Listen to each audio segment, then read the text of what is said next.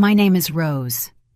I'm 64 years old, and the day my son Michael gave me a cruise to relax, I should have known something terrible was hiding behind that smile. But when I went back home because I'd forgotten my blood pressure medication, I heard Michael talking on the phone with his wife Linda. The words coming out of his mouth chilled me to the bone. "Don't worry, honey. It's a one-way ticket. Once she's on the high seas, it'll be easy to make it look like an accident. No one is going to suspect a thing about an old woman who fell overboard." In that moment, standing behind the door of my own house, I took a deep breath and thought, if that's how it's going to be, dear, then we'll do it your way. But you will regret this 3 times over. Because my only son, the boy I raised with so much love, had just made the biggest mistake of his life. If Michael thought his mother was a helpless old woman, he was about to find out just how wrong he was. Because when a woman my age has fought her whole life, when she has raised children, lost husbands, survived betrayals and disappointments, she doesn't give up so easily. If he wanted to play dirty, I was going to teach him how it's really done. But first I needed to understand why my own son wanted me dead.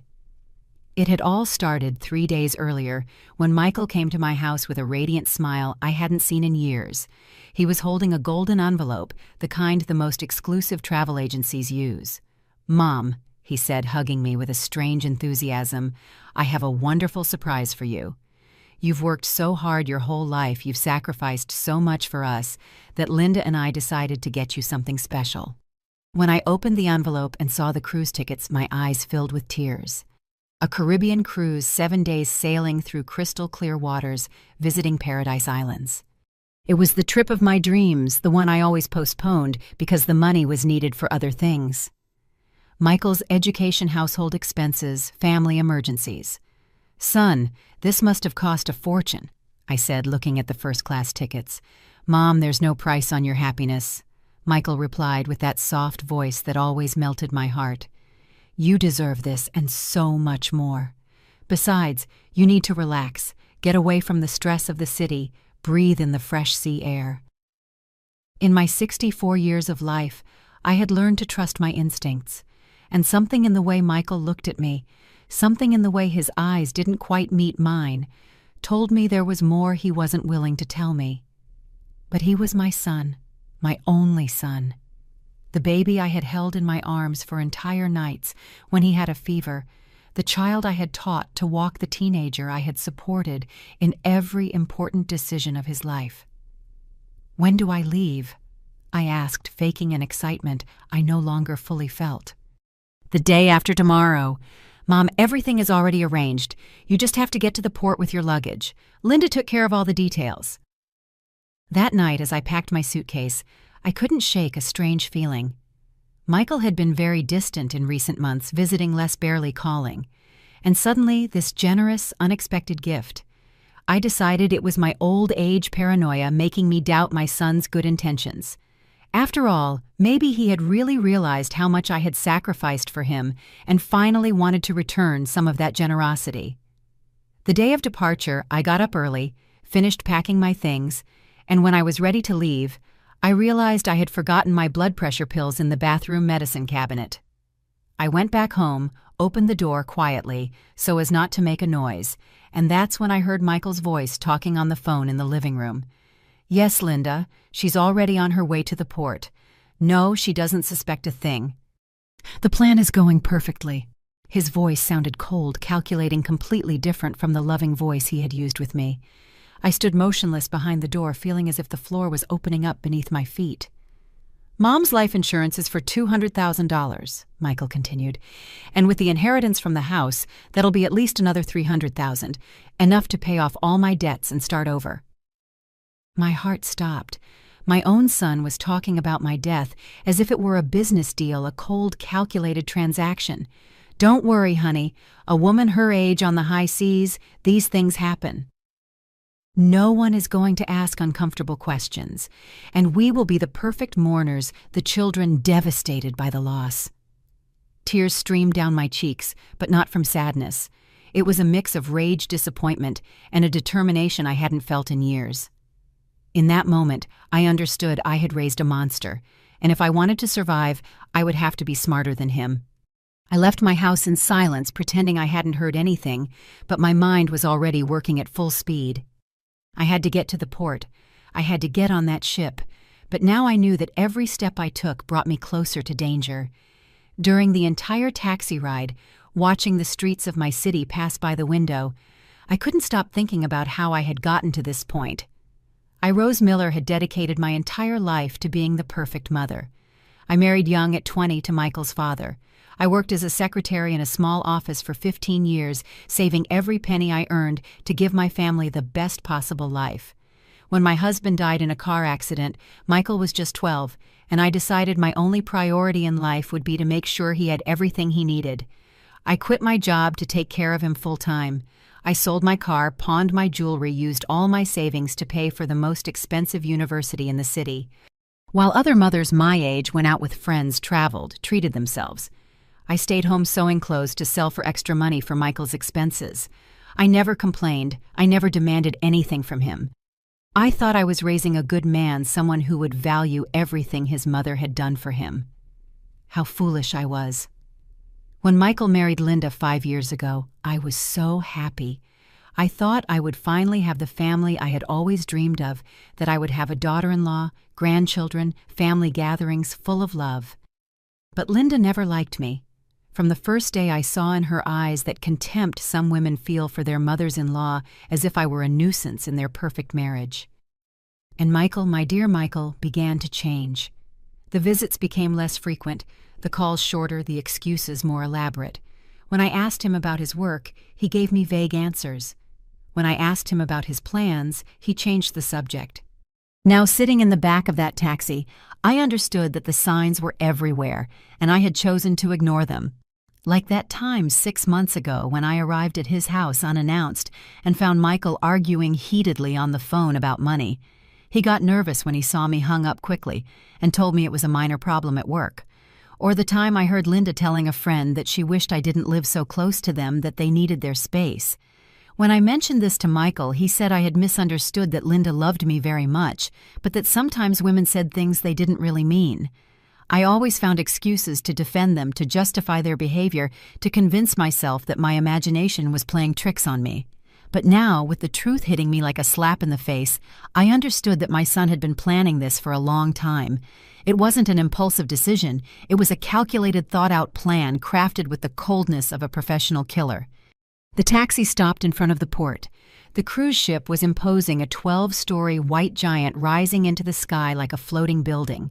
There were hundreds of people boarding with their suitcases, entire families excited for their vacation, couples taking pictures, children running around. All of them were going to enjoy 7 wonderful days at sea. I, according to my son's plan, was not going to return alive. But as I dragged my suitcase towards the ship's entrance, a smile began to form on my lips. Michael had made a terrible mistake in underestimating me. He had made the mistake of believing that his mother was a foolish, helpless old woman. What he didn't know was that during all these years of silence, of sacrifice, of apparent submission, I had been watching, learning, keeping information. I was not the naive woman he thought I was. When I handed over my documents to board, the attendant smiled at me with that professional kindness they use with all passengers. "Mrs. Miller? How exciting. Your first time on a cruise, right?" "Yes," I replied, maintaining that sweet, fragile voice everyone expected from a woman my age. "My son gave me this trip. He says I need to relax." "What a considerate son," the attendant commented as she checked my documents. "He's surely going to miss you a lot these 7 days." If only she knew, I thought to myself. If only she knew his plan was for these to be the last 7 days of my life. But as I walked up the ramp into the ship, I was already formulating my own strategy. I had 7 days to turn from victim to hunter, 7 days to gather the evidence I needed, 7 days to prepare the surprise I had in store for Michael. My cabin was on the 8th floor with an ocean view. It was beautiful, elegant, with a comfortable bed and a small private balcony. Michael had paid for the best, probably thinking it was easier to make someone disappear from a balcony than from inside the ship. I left my suitcase on the bed and sat down for a moment to think. I needed a plan, I needed allies, and above all, I needed proof. because it was one thing to know the truth, and another thing entirely to be able to prove it. I took out my cell phone and dialed a number I had saved for months, but had never used. It was the number of Victor Stone, a private detective I had met when a neighbor had problems with her ex-husband. He had given me his card telling me that if I ever needed help, I shouldn't hesitate to call him. "Detective Stone," a deep voice answered after 3 rings. "Hello, this is Rose Miller. We met a few months ago at Hope House, my neighbor." "I don't know if you remember me." "Of course I remember, Mrs. Rose. What can I do for you?" I took a deep breath before continuing. "I need to hire you for a very delicate case. My son is trying to kill me." There was a silence on the other end of the line. He probably thought I was a paranoid old woman with minor family problems. "Mrs. Rose, are you sure about what you're saying?" "These are very serious accusations." "Completely sure." "I heard my son planning my death. I'm on a cruise ship right now, and he thinks this is going to be a one-way trip for me. I need you to investigate his finances, his debts, everything you can find. And I need you to help me gather evidence of what he's planning." "Where are you exactly?" "On the Caribbean Star cruise ship, which sets sail in half an hour for the Caribbean islands. I'm going to be out of touch for 7 days, but when I get back, I need to have all the possible information about my son, Michael Miller." "Understood. I'll text you my bank account details so you can transfer me a $500 advance. And Mrs. Rose, listen to me. Be very careful. If what you're telling me is true, you are in real danger. Don't do anything that could put your safety at risk." "Yeah, Detective, I've been in this world for 64 years. I've survived poverty, widowhood, raising a child alone, sacrificing my whole life for other people. Believe me, I'm not going to let my own son defeat me now." After hanging up with Detective Victor, I sat in my cabin feeling a strange mix of fear and determination. The ship had started to move gently, pulling away from the port, and I knew that every mile that separated us from the coast brought me closer to the moment Michael expected his plan to be executed. But there was something Michael didn't know about his mother. I was not the fragile woman he thought I was. During all these years of apparent submission, I had been watching, learning, keeping secrets that neither he nor Linda imagined. I decided the first thing I had to do was explore the ship, get to know every corner, every exit, every place where someone might try to harm me. If they were going to try to fake an accident, I needed to be prepared for any situation. I left my cabin and started walking through the cruise ship's hallways. It was impressive. Elegant restaurants, casinos, shops, a gigantic swimming pool on the top deck, theaters, libraries. It was like a floating city full of life and joy. But I wasn't there to enjoy it. I was there to survive. As I walked, I noticed the security cameras. There were many in practically every hallway, in every public area. That reassured me a little. It would be difficult to make someone disappear in such a heavily monitored place without raising suspicion. However, I also noticed that the private balconies of the cabins had no cameras, and my cabin had one of those balconies. Michael had been very smart in choosing that specific room. In the main restaurant, as I had lunch alone at a table by the window, I started to observe the other passengers. Most were families on vacation, older couples celebrating anniversaries, groups of friends having fun. They all seemed innocent, normal, happy. That's when I saw her. A woman about my age sitting alone at a nearby table reading a book while she ate. She had perfectly coiffed silver hair, wore an elegant red dress, and something in her posture told me she was a strong, independent woman. Our eyes met by chance, and she smiled at me with that warmth that only women of our generation know how to share. I decided to approach her. "Excuse me," I said shyly. "Would you mind if I sit with you? I hate eating alone." "Please have a seat," she replied in a warm voice with a slight accent I couldn't place. "I'm Carol Baker from Miami, and you?" "Rose Miller from Chicago." "A pleasure to meet you, Carol." As we talked over lunch, I discovered that Carol had a story similar to mine in many ways. She was a widow, had raised a child alone, had worked her whole life, and now for the first time in decades was doing something just for herself. "My children insisted so much that I take this vacation," she told me as she drank her coffee. "They said it was about time I relaxed, that I enjoyed life. At first I resisted, but finally I gave in." "Just like me," I replied, feeling an immediate connection with this woman. My son Michael gave me this cruise. He says I need to get away from the stress of the city. Something in the way Carol looked at me made me feel I could trust her. There was an intelligence in her eyes, a wisdom that only comes with the experience of having lived a lot and having learned to read people. "Rose," she said, lowering her voice, "can I ask you something personal? You seem worried, tense." That's not the typical attitude of someone on a dream vacation. For a moment, I considered telling her everything, but then I remembered Detective Victor's words about not putting my safety at risk. I decided to be cautious. It's just that, well, this is my first time on a cruise. Everything is so new, so different. I guess I'm a little nervous. Carol nodded sympathetically, but I could see in her eyes that she didn't completely believe me. This woman had experience reading between the lines. "Look, Rose," she said, leaning slightly towards me. "We don't know each other, but I've been in this world for 62 years, and I've learned to recognize when a woman is in trouble. If you need to talk to someone, or if you need help with anything, please don't hesitate to find me. My cabin is 1247 on the 12th floor." I felt a warmth in my chest I hadn't experienced in months. Here was a complete stranger offering me more genuine support than I had received from my own son in years. "Thank you, Carol." "Really? And your cabin is very close to mine. I'm in 847 8th floor." "Perfect. Then we'll be ship neighbors." After lunch, I decided to explore the cruise ship more. I went to the library where I found computers with internet access. It was limited and expensive, but I could send short messages. I sat down at one of the computers and wrote a quick email to Detective Victor. "I'm fine. Investigate Michael's gambling debts especially. I think that's the key to everything. I have a new ally on the ship. I'll stay in touch when I can. Rose." Then I went to the ship's casino. Not to play, but to observe.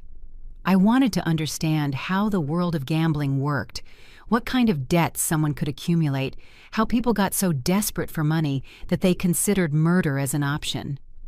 I saw men and women betting huge amounts of money as casually as someone buying a magazine.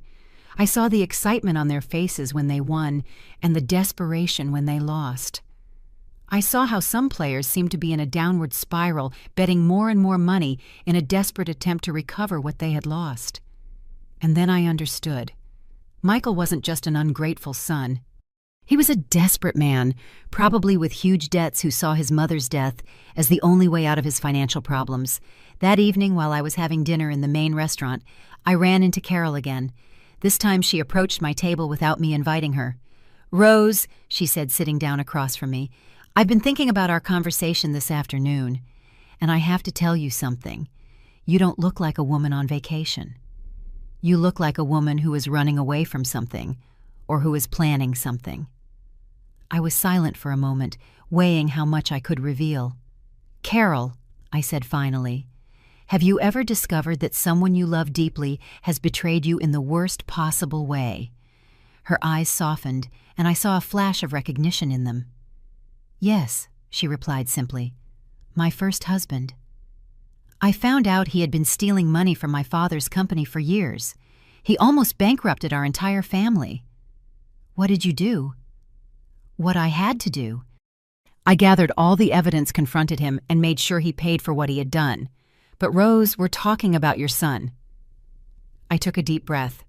Carol had already shown she could keep difficult family secrets, and I needed an ally, someone I could trust during these crucial 7 days.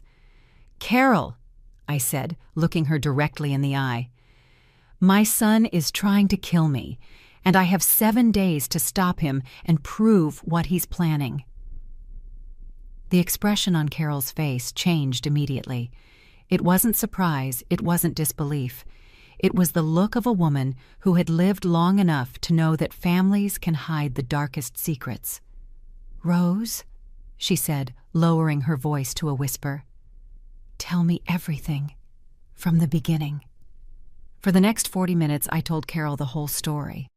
I told her about the cruise gift, about the phone conversation I had overheard about the gambling debts I suspected Michael had, about the life insurance and inheritance he expected to collect after my death. Carol listened without interrupting me once. When I finished, she was silent for a few minutes, processing all the information. "Rose," she said finally, "this is very serious. You are in real danger." "But it also seems to me that you already have a plan." "I'm starting to have one," I replied. "I hired a private detective to investigate Michael's finances. But I need more than that. I need concrete evidence of his intentions. I need testimonies. I need evidence that a judge can't ignore." "And how do you plan to get all that while you're on this ship?" "That's where I need your help. Carol Michael is going to try to contact me during the trip. He's going to call me, send me messages pretending to be the concerned son. Each of those conversations is going to be an opportunity for him to betray himself." Carol nodded slowly, beginning to understand where my plan was going. "You want to record him?" she said. "Exactly. But I can't do it alone. I need witnesses. I need someone who can confirm what I'm documenting. Someone with no emotional connection to Michael. Someone credible." "Count on me," Carol replied without hesitation. "But Rose, there's something else we need to consider. If Michael is really planning to fake an accident on this ship, it's possible that someone else is involved, someone on the cruise who is working with him." That possibility hadn't occurred to me, and it sent a chill down my spine. "Do you think Michael could have bribed someone from the ship's staff?" "It's possible. Or he could have hired someone to pose as a passenger. Rose, you need to be very alert for the next few days. Don't trust anyone except me. Don't accept drinks from strangers. Don't be alone in isolated places, especially on your balcony." I had already thought about the balcony. "It's too convenient, too private." "Exactly. Look, I have a proposal. Why don't you spend the nights in my cabin? I have a suite with a sofa bed. That way we'll be together, and if someone comes looking for you in your room, they won't find you." Carol's generosity moved me deeply. This woman who I had met only a few hours before was willing to risk her own safety to help me. "Carol, I can't ask you to do that." "If Michael really has someone on this ship—" "Rose," she interrupted firmly, "I'm 62 years old. I've raised 4 children. I've buried 2 husbands. I've run my own company for 30 years. I'm not afraid of a spoiled brat who wants to kill his mother for money. Besides," she added with a mischievous smile, "it's been a long time since I had an exciting adventure." That night after dinner, Carol helped me move some of my essential things to her cabin. It was much larger than mine, with a living room separate from the bedroom and a wider balcony. But most importantly, it had 2 beds which allowed us to watch over each other. As we organized my things, Carol asked me detailed questions about Michael, about his personality, his habits, his relationship with Linda. "Tell me, Rose, was Michael always manipulative, or is this something new?" "He was always very smart." I replied, thinking carefully. From a young age, he knew exactly what to say to get what he wanted, but I thought it was normal childhood cleverness. I never imagined it could be this. And Linda, what is their relationship like? At first, they seemed very much in love, but in recent years, I've noticed tension. Linda is always complaining about money, that they need a bigger house, more expensive vacations, a better car, and Michael always promises that things will get better, that he will get more money. "Now we know where that money was going to come from," Carol commented grimly. Around 10 o'clock at night, my phone rang. It was Michael. Carol and I looked at each other. The time had come to put our plan into action. "Remember," Carol whispered as she prepared her own phone to record, "make him talk. Let him betray himself." I took a deep breath and answered, "Michael, hello, son." "Hi, Mom. How's the cruise? Are you having fun?" His voice sounded perfectly normal, loving, concerned. If I hadn't heard his conversation with Linda, I would have believed he really cared about me. "It's beautiful, son. The ship is incredible. Thank you for this generous gift." "You're welcome, Mom. You deserve it." "Have you met new people? Are you making friends?" An interesting question. Why did he care if I was making friends? "Yes, I met a very nice lady, Carol. We've been having meals together." There was an almost imperceptible pause before Michael answered. "That's great, Mom. It's important that you're not alone, but be careful too, okay? On those cruises, sometimes there are people who take advantage of older passengers.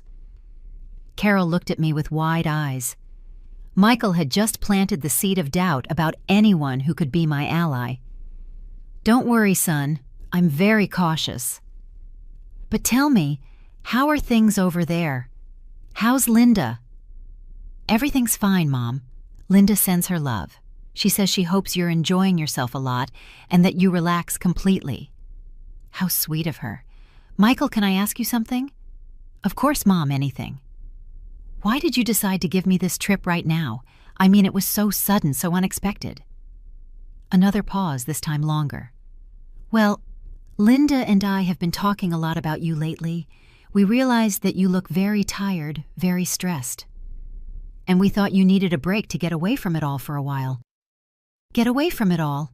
I repeated, looking at Carol, who was taking notes of every word. Yes, Mom.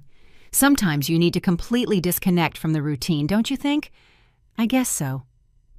Michael, can I confess something to you? Of course, Mom. At first I felt a little guilty for accepting such an expensive gift. It must have cost you a lot of money. Mom, please don't worry about that. Money is not an issue. Besides, it's an investment in your well-being, and that's priceless.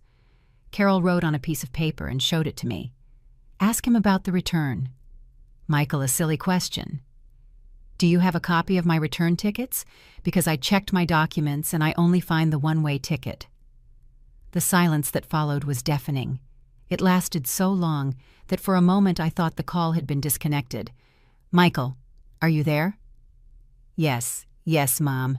Sorry, Linda was telling me something about the tickets. Don't worry, the travel agency has everything organized. You just have to enjoy the trip, and we'll take care of the details. But Michael, I want to be sure I'll be able to get back. Could you check with the agency tomorrow and confirm for me? Mom, please trust me. Everything is perfectly organized. You have nothing to worry about. Just relax and enjoy. That's the point of the trip. Okay, son. I trust you completely. Perfect, Mom. I love you very much. Sweet dreams. I love you too. Michael, good night. When I hung up, Carol and I were silent for a few minutes, processing what we had just heard.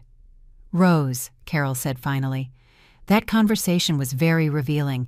The way he dodged the question about the return tickets, the way he reassured you by telling you not to worry about anything, it's as if he's trying to keep you in a state of false security. And the question about whether I was making friends, I added. It's as if he's assessing whether I have allies, whether there's anyone who might notice if something happens to me. Exactly. Rose, tomorrow we need to go to the cruise office and personally verify the status of your return tickets. I want to see with my own eyes what Michael really booked. The next morning, Carol and I woke up early with a clear mission. After having breakfast in her cabin to avoid exposing myself unnecessarily in the public restaurants, we went directly to the passenger services office on the 3rd floor of the cruise ship. The office was an elegant space with several desks staffed by uniformed personnel. We approached a young woman named Patricia, according to her name tag, who greeted us with a professional smile. Good morning, ladies. How can I help you? Good morning, I replied, trying to keep my voice calm. I need to verify my complete travel itinerary. My name is Rose Miller, cabin 847. Patricia typed quickly on her computer and frowned slightly. Mrs. Miller, I see here that you have a reservation for the 7-day Caribbean Islands cruise, but... She paused, looking at the screen with confusion. But what? Carol asked, noticing the hesitation in the employee's voice. It's a bit strange. I see you have a one-way ticket, but there's no reservation for the return flight to Chicago. Normally, our packages include complete transportation round trip. I felt as if I had been punched in the stomach. Even knowing the truth, hearing the official confirmation hurt deeply. What does that mean exactly? Carol asked, pretending to be as confused as I was. Well, it means that when the cruise ends in 7 days, Mrs. Miller has no way to get home. It could be a system error, or maybe whoever bought the package planned to add the return flight later. Who bought this package? I asked, although I already knew the answer. Patricia checked the information again. It says here it was purchased by Michael Miller with a credit card in his name. He's a relative of yours." "He's my son," I replied, feeling a mix of sadness and anger. "Oh, well then, he'll surely take care of buying your return ticket. But Mrs. Miller, I recommend that you contact him soon because flights from the Caribbean islands to Chicago tend to fill up quickly, especially at this time of year." Carol and I looked at each other meaningfully. "Patricia," Carol intervened, "would it be possible for Mrs. Miller to buy her return ticket right now to be sure she'll have a seat?" "Of course. Let me check the availability." Patricia typed for several minutes. "I have availability on a flight that leaves Sunday at 3 in the afternoon, the day the cruise ends. The cost would be $750. "I'll take it," I said immediately, taking out my credit card. While Patricia was processing the purchase, Carol whispered in my ear, "Rose, we've just gotten our first piece of evidence. Michael deliberately didn't buy your return ticket. That shows premeditated intent." Get him, Sam? Psst. When we finished at the office, we decided to walk along the ship's deck to talk in private. The day was beautiful with a bright sun and a gentle breeze, but I couldn't enjoy anything knowing what I knew. "Carol," I said as we walked along the railing, "every piece of evidence we find hurts me more. It's like discovering over and over again that my own son wants me dead. I know, Rose, but every piece of evidence we find also protects you more. Look at what we just achieved. Now you have your return ticket, and we have documented evidence that Michael never intended for you to return alive." At that moment, my phone buzzed. It was a text message from Michael. "Good morning, Mom. How did you wake up? Did you sleep well in your cabin?" I showed the message to Carol. "He's checking that you're in your cabin," she said. "He probably expected you to answer from there." I decided to try something. I replied, "Good morning, son. I slept very well. I'm on the deck sunbathing." "The ship is wonderful." The reply came almost immediately. "That's great, Mom. Enjoy it a lot." "Have you explored the whole ship yet?" Another strange question. Why did he care how much I had explored the ship? Not all of it yet. "It's very big. Yesterday I checked out the restaurants and the casino. Today I want to see the pool and maybe the spa." "Perfect, Mom. Just be careful near the railings. I've read that sometimes people get dizzy with the ship's movement and can lose their balance." Carol read the message over my shoulder, and her face turned pale. "Rose," she whispered, "he just suggested how you're going to die. An accident near the railings." "I know," I replied, feeling a chill despite the heat of the sun. "He's planting the idea, preparing the ground for when the news reaches land," I replied to Michael. "Don't worry, son. I'm very careful. I always stay away from the edges." "I hope so, Mom. I love you very much, and I want you to come back safe and sound." And what irony Michael talking about, wanting me to come back safe and sound when he himself had planned for me never to return. For the rest of the day, Carol and I elaborated on our plan in more detail. We decided we needed more evidence, more recordings, more proof of Michael's true intentions. We also determined that it was crucial to identify if there was anyone else on the ship working with him. Carol suggested we pay attention to any cruise employee who showed special interest in me or any passenger who seemed to be watching me. That afternoon, while we were at the pool, I noticed that a man of about 40 was watching us from the bar. He was wearing a green shirt and long pants, which was strange for being by a pool. Every time I looked at him, he quickly looked away. "Carol," I whispered, "the man at the bar, the one in the green shirt. Have you noticed he's watching us?" Carol turned discreetly to look at him. "Yes, I see him."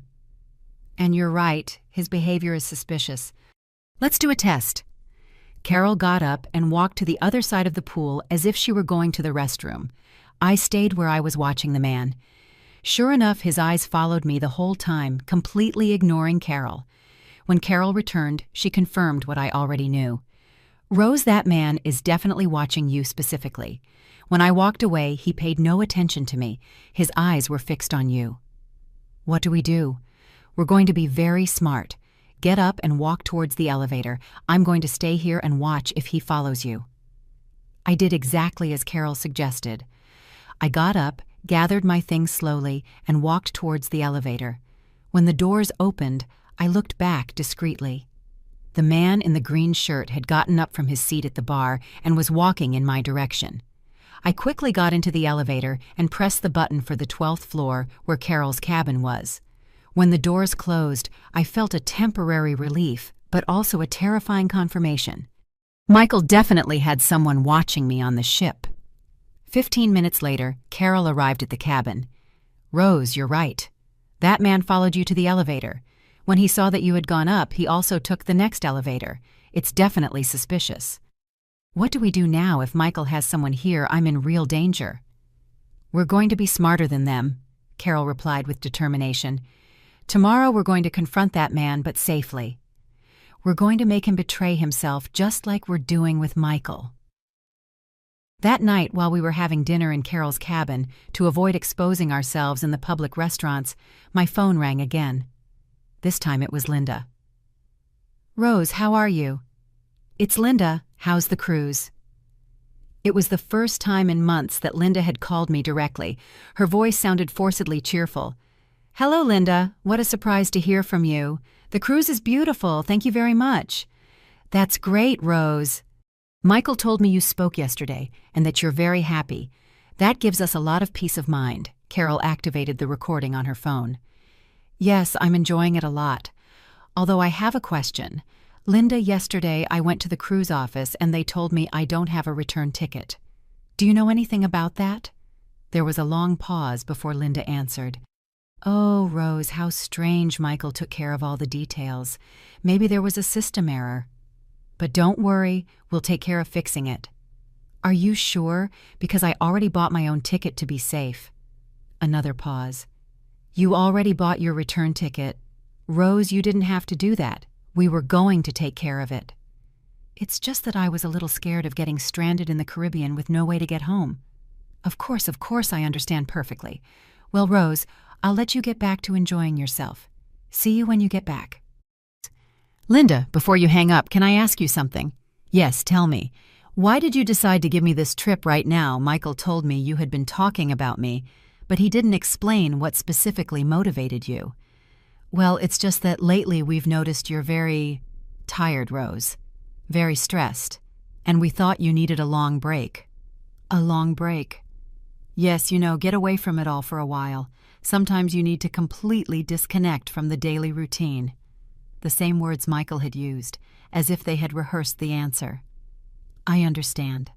Well, thank you very much for worrying about me." "You're welcome, Rose. Take good care of yourself and enjoy every moment." When I hung up, Carol and I looked at each other in silence. "Rose," Carol said finally, "that conversation was even more revealing than yesterday's with Michael. Linda is clearly involved in the plan. The way she got nervous when you told her you had already bought your return ticket. It's as if you ruined something they had planned." On the third day of the cruise, Carol and I decided it was time to confront the man in the green shirt who had been watching me, but we would do it intelligently, in a public place where we would be safe. After breakfast, we went down to the ship's casino. It was a perfect place, full of people with many security cameras and with cruise staff nearby at all times. Carol had come up with a brilliant plan. "Rose," she explained as we walked towards the casino, "I'm going to sit at a poker table near the entrance. You are going to sit alone at one of the slot machines. When that man appears, because I'm sure he will, you are going to act as if you are a little drunk, as if you had too much to drink at breakfast." "What for?" "So that he feels confident, so that he thinks you are vulnerable. Predators always attack when they believe their prey is weak. If he is really working with Michael, he will take that opportunity to approach you." The plan worked perfectly. I had only been playing the slot machines for 20 minutes, pretending to stagger slightly, and talking to myself as if I were dizzy when I saw the man in the green shirt approaching. This time he was wearing a yellow shirt, but he was definitely the same person. Tall, black hair, about 40 years old, with a smile that tried to be friendly, but that gave me the chills. "Excuse me, ma'am," he said, approaching my machine. "Are you okay? You look a little tired." "Oh, yes," I replied, slurring my words slightly. I think I had too many mimosas at breakfast. This vacation is driving me crazy." He smiled, and I could see in his eyes that he had fallen into the trap. "It's your first time on a cruise?" he asked, sitting down at the machine next to mine. "Yes, my son gave me this trip. He says I need to relax." I gave him exactly the information I knew he wanted to hear. What a considerate son. And where is he now? Also on the cruise. No, he stayed in Chicago. This is just for me. A special gift to help me relax completely." The man nodded, and I saw how his eyes lit up with that information. "Well, then you have to make the most of it. Have you explored the whole ship yet?" "Almost all of it. Yesterday I was on the top deck watching the sunset. It's beautiful, but it's a little scary to be so close to the water." "Scared why?" "Oh, it's just that I'm very clumsy," I said, laughing as if I were really drunk. "I'm always terrified of getting too close to the railings. With this rocking of the ship, you can fall so easily." The expression on his face changed subtly. It was as if he had received very valuable information. "You're right to be careful," he said in a voice that now sounded more calculating. "Especially at night. The decks get slippery with the sea mist." "You think so? Oh, how terrible. Well, I'd better stay in my cabin after dinner." "What floor is your cabin on?" There it was, the question we had been waiting for. "On the 8th floor, 847. It has a beautiful balcony, but like I said, I'm afraid to lean out too much." The man smiled in a way that chilled me to the bone. "Well, ma'am, it was a pleasure to meet you. I hope you enjoy the rest of your cruise very much." He got up and walked away quickly. From my position, I could see that he was heading directly for the ship's public telephones. Carol had been watching the entire conversation from her poker table. When the man walked away, she also got up and followed him discreetly. 15 minutes later, Carol came back to find me with an urgent expression on her face. "Rose, we need to talk immediately, in private." We quickly went up to her cabin and Carol locked the door. "Rose, that man made a phone call immediately after talking to you." I couldn't hear the whole conversation, but I clearly heard these words. "Yes, she's in 847 8th floor with a balcony. She says she's afraid to get close to the railings. Perfect for what we need." I felt as if the air had been knocked out of my lungs. "Carol, are you absolutely sure about what you heard?" "Completely. Rose, that man is definitely working with Michael. And now he knows exactly where to find you and what the best way is to make your death look like an accident." I sat down on the cabin sofa, feeling the weight of reality crashing down on me like an avalanche. What do we do now if Michael has someone here and that someone already knows how he plans to kill me? "We're going to get ahead of them," Carol replied with a determination that calmed me. "Rose, you are not going to set foot in your cabin again for the rest of the trip. You are going to stay here with me where you are safe. But more importantly, we are going to set a trap." "What kind of trap?" "Tomorrow night is the captain's gala party. Everyone will be in the main hall until very late. That will be the perfect night for someone to try to break into your cabin or wait for you on your balcony. Carol, I'm not going to use my life as bait." "You won't have to. But we are going to use that opportunity to catch that man in the act. We are going to alert the ship's security. We are going to set a trap, and we are going to get irrefutable evidence of what is happening." That afternoon, as we planned our strategy, my phone rang again. It was Michael, but this time his voice sounded different, more anxious. "Mom, how are you? Are you enjoying the cruise?" "Very well, son. Every day is a new adventure." "Are you still sleeping well in your cabin? Haven't you had any problems with noise or anything like that?" A very specific question, as if he were checking that I was still using my cabin. "No, son, I sleep perfectly. My cabin is very quiet." "That's good." "Mom, tomorrow is Thursday, right? Do you have any special plans?" "I think tomorrow is the captain's gala party. It's going to be very elegant." "Ah, yes, those parties are beautiful. Are you going?" "Of course, I already have my green dress ready." "Perfect. Mom, enjoy it very much. What time does that party normally end?" Another very specific question. Michael was gathering information about my schedule. "I'm not sure. Probably late after midnight." "Well, when it's over, go straight to your cabin to rest. Don't wander around the decks at night. It can be dangerous." Carol was looking at me with wide eyes. Michael had just given me specific instructions to go directly to my cabin after the party, the exact place where someone would be waiting for me. "Don't worry, son. I'll go straight to my room after the party." "Perfect." "Mom, I love you very much. Sleep well." When I hung up, Carol and I were silent for several minutes. "Rose," she said finally, "that conversation confirms everything. Michael knows exactly when the attack is going to be. He probably told that man himself that tomorrow night, after the gala party, you will be alone in your cabin." "Carol, I'm scared. This plan is becoming very real, very dangerous." "I know, Rose, but we are also very close to having all the proof we need. One more night, and we will have enough evidence to send Michael to prison for the rest of his life." That night, I couldn't sleep. Every noise in the hallway startled me. Every movement of the ship reminded me of how vulnerable I was in the middle of the ocean. But I also felt something I hadn't felt in years, an inner strength, a fierce determination not to be defeated. Michael had completely underestimated his mother. He had made the mistake of believing that I was a helpless old woman who would give up easily. Tomorrow night, he was going to find out just how wrong he was. On Thursday morning, Carol and I set in motion the most crucial part of our plan. We had to contact the ship's security without alerting the man who was watching me, and we needed to do it in a way that they would take us seriously. Carol suggested we go directly to Captain James Harrison.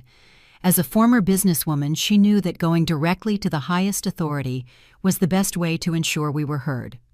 "Rose," she explained, as we prepared, "cruise ship captains are trained to handle all sorts of situations. Kidnappings, robberies, murder attempts. He will know exactly what to do." At 9 a.m, we presented ourselves at the captain's office. He was a man of about 50 with gray hair and a presence that immediately inspired respect and confidence. "Ladies, I'm Captain James Harrison. How can I help you?" Carol took the initiative. "Captain, we have a very serious situation to report. Mrs. Rose Miller is being watched by a suspicious man, and we have reason to believe her life is in danger." The captain invited us to sit down and listened attentively as we told him the whole story. We showed him the recordings of the phone conversations with Michael and Linda, explained the issue of the one-way tickets, and described in detail the man who had been following me. "Mrs. Miller," the captain said when we finished, "this is extremely serious. If what you are telling me is true, we are talking about a premeditated murder attempt on my ship." "Captain," I replied, "I understand it sounds incredible, but every piece of evidence we've gathered points to the same conclusion." "It doesn't sound incredible at all," the captain replied gravely. "I've been sailing for 20 years, and I've seen it all. Greed can lead people to do unimaginable things, even to their own family members." Carol leaned forward. "Captain, we have a plan to catch this man in the act tonight during the gala party, but we need your help and the cooperation of your security team." The captain listened to our plan in detail. It was risky, but smart. I would attend the gala party as planned, but instead of going to my cabin afterwards, I would stay hidden with Carol. Meanwhile, the ship's security would monitor my cabin and the surrounding area to catch the suspicious man if he tried anything. "It's a good plan," the captain admitted, "but we're going to make some modifications to ensure your complete safety." He explained that they would install additional cameras near my cabin, that they would have security agents disguised as passengers in the nearby hallways, and that they would provide me with a panic device that I could activate from anywhere on the ship. "Mrs. Miller," the captain said before we left, "I want you to know that from this moment on, you are under the official protection of this ship. I will not allow anything to happen to you while you are under my responsibility." For the first time in days, I felt truly safe. The rest of the day passed slowly. Carol and I stayed in her cabin, going over the plan again and again, making sure we were prepared for any contingency. At 5 p.m, we started getting ready for the gala party. It was important that I looked normal, that I didn't give any sign that I knew what was happening. I put on my most elegant green dress, did my hair carefully, and put on makeup as if I were really excited for the party. Carol wore a beautiful gold dress that made her look sophisticated and confident. "Rose," she said as we finished getting ready, Tonight is going to change everything. Tomorrow morning you will be free of Michael forever, and he will be facing the consequences of his actions. The gala party was spectacular. The ship's main hall had been transformed into a floating palace with elegant decorations, live music, and tables laden with exquisite food. There were hundreds of elegantly dressed passengers dancing, laughing, enjoying the night. But I couldn't focus on the beauty of the party. My eyes were constantly searching for the man with the colored shirts, trying to locate him in the crowd. I found him near the bar this time, wearing a white shirt and a black jacket. He seemed to be dressed for the occasion, but his eyes were fixed on me, following my every move. Carol and I danced, ate, chatted with other passengers, pretending it was a normal vacation night. But internally, we were both counting the minutes until we could put our plan into action. At 11:30 at night, I decided it was time to make my move. I approached Carol and whispered, "It's time. I'm going to leave the hall as if I'm going to my cabin. You wait 5 minutes and follow me." I left the main hall walking slowly, as if I were tired after a long night of partying. I took the elevator to the 8th floor where my cabin was, but instead of going to my room, I quickly headed for the emergency stairs that led to the 12th floor. From the stairs, I could see the hallway that led to my cabin. It was deserted, lit only by the ship's night lights. Carol arrived 5 minutes later, and together we hid on the stairs, watching my hallway through a small window. "Do you see anything?" Carol whispered. "Not yet, but I'm sure he'll show up." We didn't have to wait long. At 12:15, we saw a figure moving stealthily down the hallway.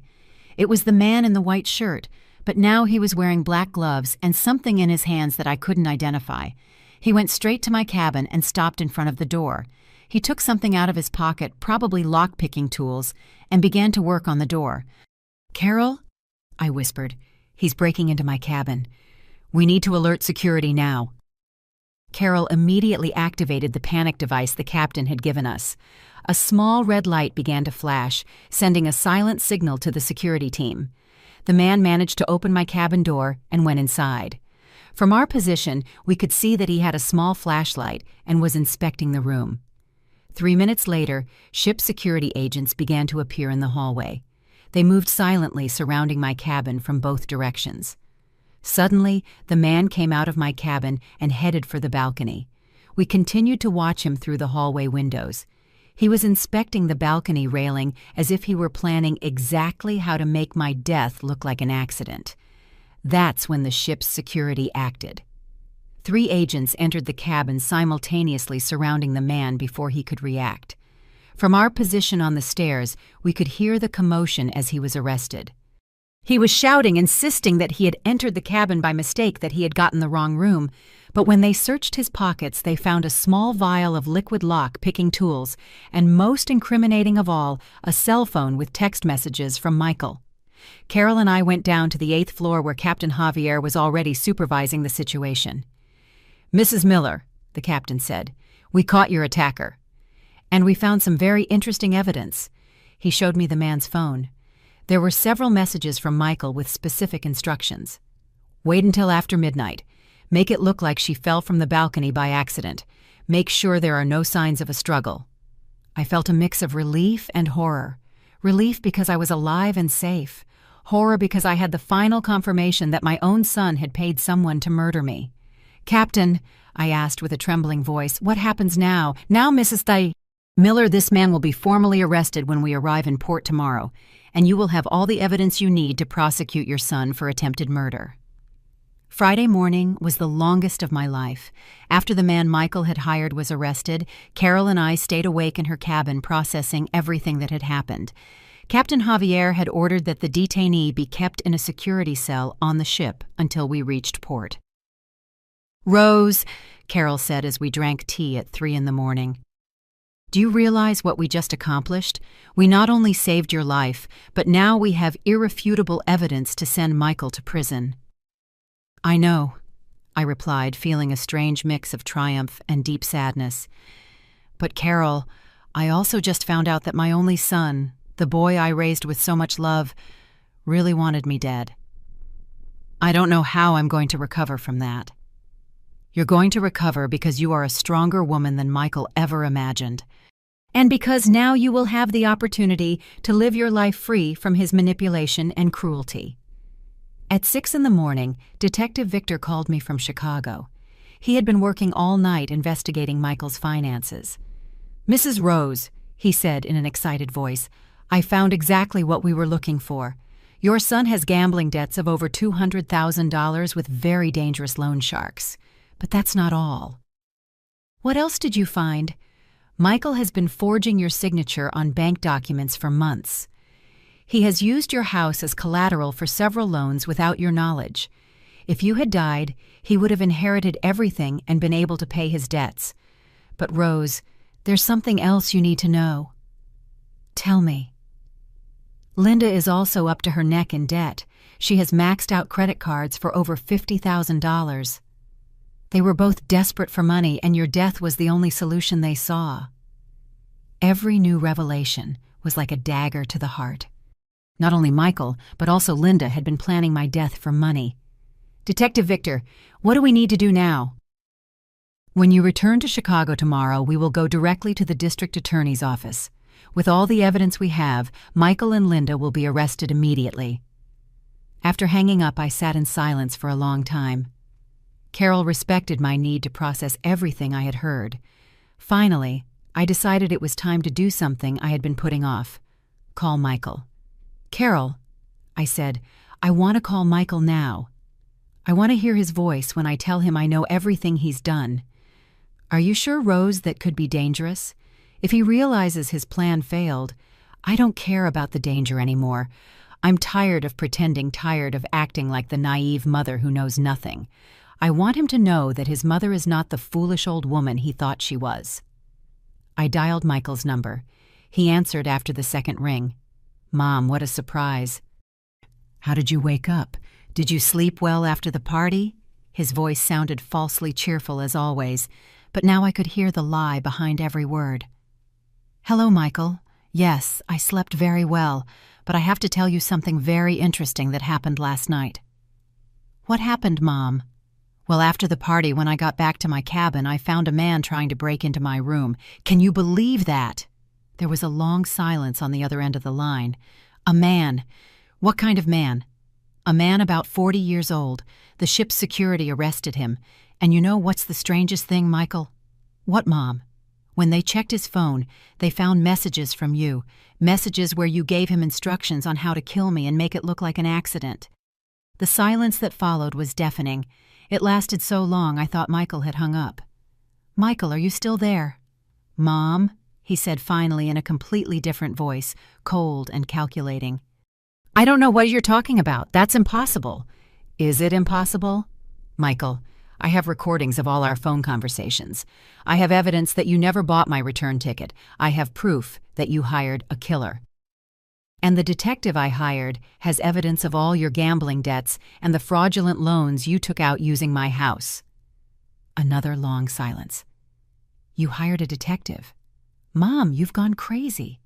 "No, Michael, I got smart.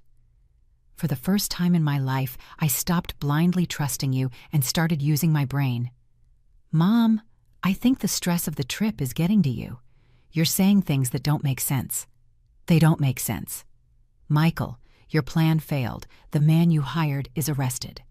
I am alive, and tomorrow when I return to Chicago, you are going to be arrested for attempted murder. Mom, you need to calm down. When you get home, we'll talk calmly. You're confused." "I'm not confused, Michael. I'm disappointed. I'm heartbroken.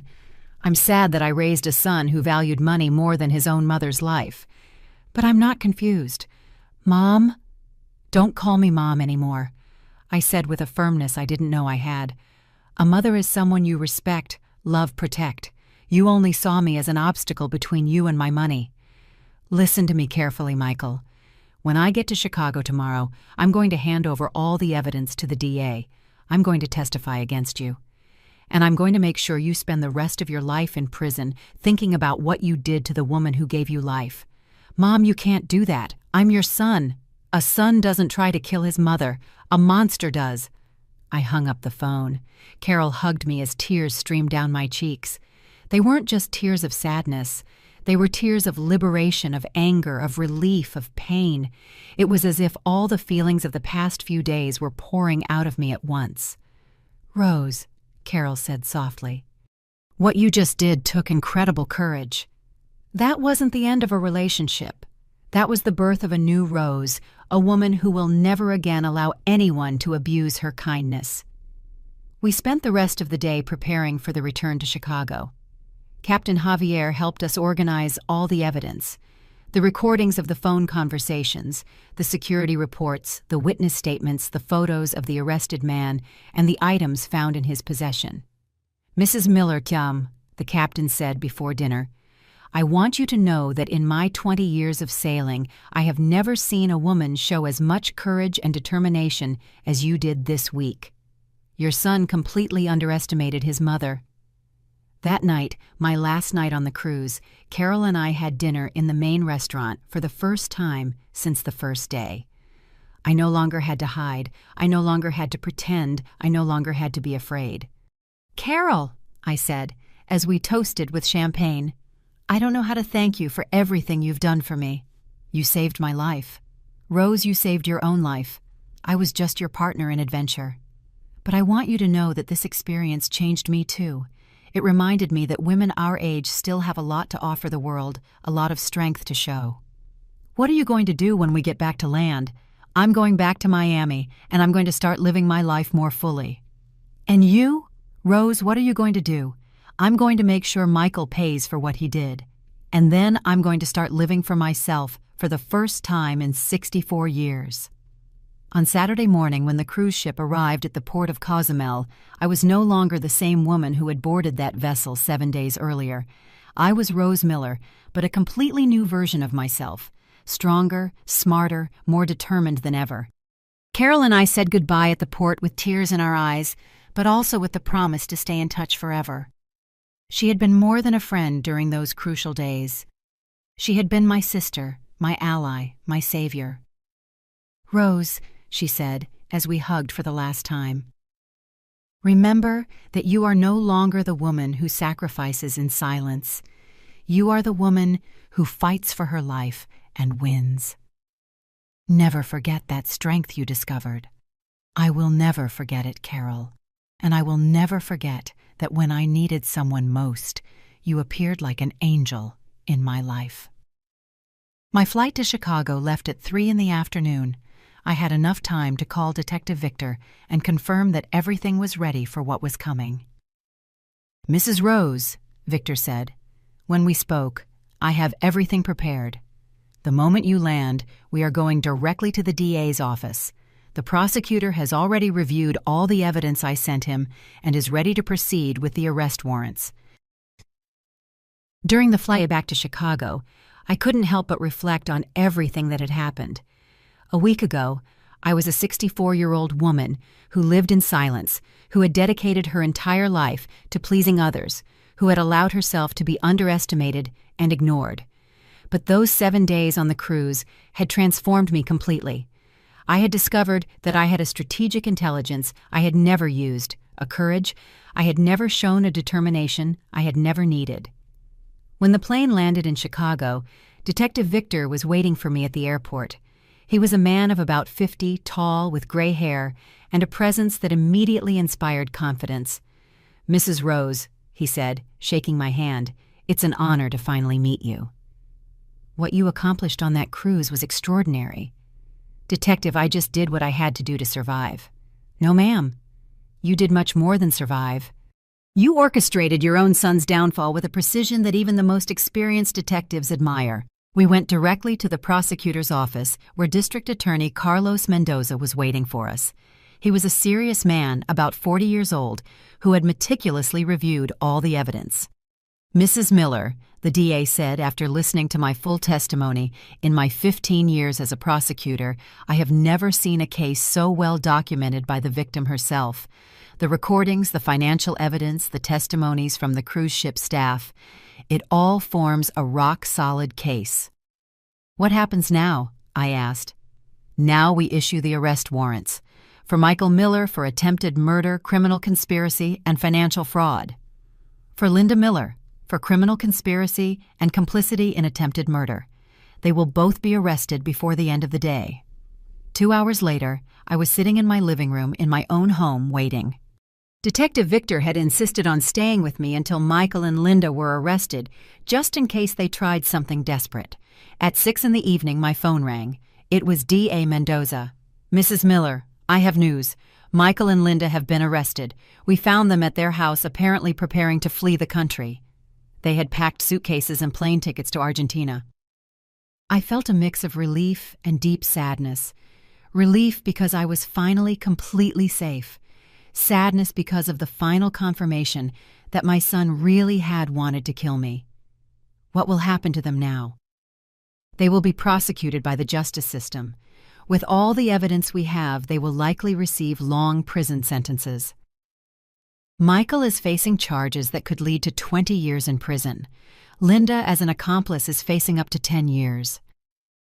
That night, alone in my house for the first time in a week, I sat in my favorite armchair and reflected on everything that had changed in my life.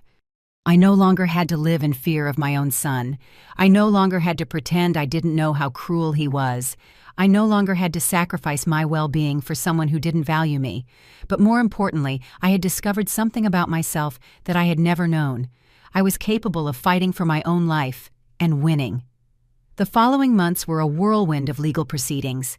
I had to testify at the trial, face Michael in court, relive all the details of his betrayal. It was painful, but it was also liberating. During the trial, Michael tried to act like the repentant son, like the man who had made a terrible mistake, but who really loved his mother. But the evidence was overwhelming. The recordings, the text messages, the testimony of the man he had hired to kill me, the financial evidence. It all painted a picture of a man who had coldly planned his own mother's murder. The day the sentence was handed down, Michael was sentenced to 18 years in prison. Linda received 8 years. When I heard the verdict, I didn't feel joy, but I did feel justice. After the trial, I made important decisions about my life. I sold the house where I had lived for so many years, the house full of painful memories. With the money from the sale, I bought a small, comfortable apartment in a new area of the city. But the most important thing was what I did with my time and energy. I started volunteering at a help center for older women who had been victims of family abuse. My experience had taught me that many women my age suffered in silence, allowing their own family members to mistreat them because they believed they had no options. Ladies, I would tell the women who came to the center seeking help. I want to tell you the story of how my own son tried to kill me and how I managed not only to survive, but also to bring him to justice. Every time I told my story, I saw in the eyes of those women the same awakening I had experienced on the cruise. The understanding that they were not doomed to be victims, that they had more strength and resources than they imagined. Carol and I maintained our friendship through weekly phone calls and occasional visits. She had become more than a friend. She was my sister in battle, the person who had helped me discover who I really was. A year after the cruise, Carol came to visit me in Chicago. We were having dinner in my new apartment when she asked me a question that surprised me. "Rose, do you ever regret exposing Michael? Do you ever feel nostalgic for the relationship you had before?" "Carol," I replied without hesitation. The relationship I thought I had with Michael never really existed. It was an illusion based on my need to believe I had raised a good man. The truth is that Michael was always manipulative, always selfish, always saw me as a means to get what he wanted. I just didn't want to see it. "And you don't miss having a family." "I have a family," I said, smiling. "I have you. I have the women from the center who have become my sisters. I have a life full of people who value me for who I am, not for what they can get from me." On my second anniversary of returning from the cruise, I decided to do something that symbolized my complete transformation. I signed up for dance classes. At 66, I learned to dance salsa tango and merengue. Rose, my dance instructor. A 30-year-old young man named Luis told me, "I have never seen someone your age move with such confidence and grace. Where did you learn to have so much self-confidence?" "I learned it at sea," I replied with a smile. I learned that when a woman fights for her life, she discovers a strength she never knew she had. Now, when I look back at those 7 days on the cruise, I don't see them as the darkest days of my life. I see them as the days that saved me, the days that taught me who Rose Miller really was. I am a woman who survived the deepest betrayal imaginable. I am a woman who turned her own son from hunter to prey. I am a woman who at 64 discovered that it's never too late to be reborn, and if ever another woman my age feels helpless, underestimated, or betrayed by her own family, I want her to know that she has a strength inside her that can move mountains. She just has to decide to use it. Because when a woman like me says, "If that's how it's going to be, dear, then we'll do it your way, but you will regret this 3 times over." She's not making an empty threat. She's making a promise that she will keep to the very end. And Michael regretted it. He regretted it when he was arrested. He regretted it when he was convicted. And he will continue to regret it every day of the next 18 years he will spend in prison, remembering that he completely underestimated the woman who gave him life.